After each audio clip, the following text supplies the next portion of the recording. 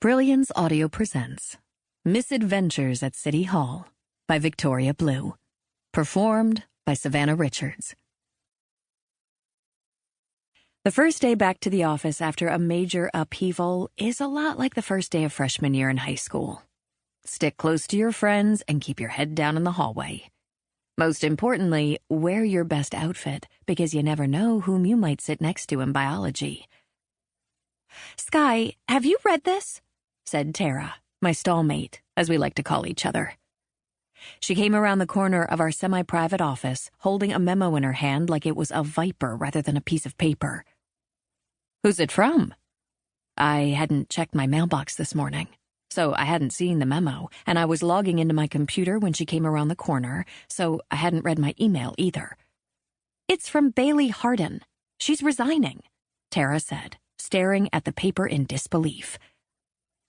I shrugged while waiting for Tara to glance up. Well, no one expected her to stay on, did they? I mean, think about it. She came from finance, she has no experience, and the only reason Mayor Roberts appointed her city manager when her husband passed was because he thought she was in on all his crooked bullshit.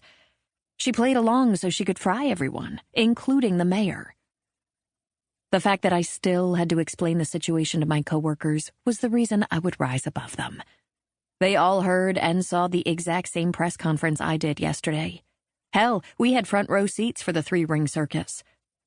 The fallout should not have come as a surprise.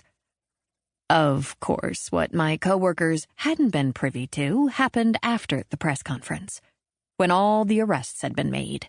When the dust settled and everyone went home, I went to Bailey Hardin's office to hand in my resignation, because as far as I could tell, my career at the Los Angeles city manager's office was over. Yes, me, the go-getter. I had my eye on the prize, focused and determined.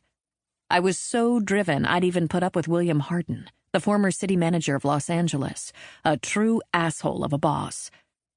My career plan was set. I would work my butt off for Hardin, get noticed by the people who mattered in City Hall, and when the election cycle turned, I would score an appointment higher in the ranks. Eventually, I'd run for an elected position and continue my way up to the state legislature. One day, if I kept my nose clean and my ducks in a row, I'd have a Georgetown address. It was a great plan. Flawless. Until that bastard Hardin up and died with a tartlet honey riding his dick in a city motel somewhere in West Hollywood. The two had a few too many hits of some concoction of MDMA, and old Willie's heart threw in the towel. That should have been good news. For my career, obviously, not for him. I thought I might be the obvious choice to fill Hardin's shoes. Except his wife Bailey swooped in, from the finance department of all places, and took the position, accepting the appointment from the former mayor. I could have coped with that, but Bailey took the position so she could clean house, from top to bottom. This place was as dirty as the city dump. After she'd done her due diligence, she'd held a press conference, and voila! Half of City Hall was let out in handcuffs.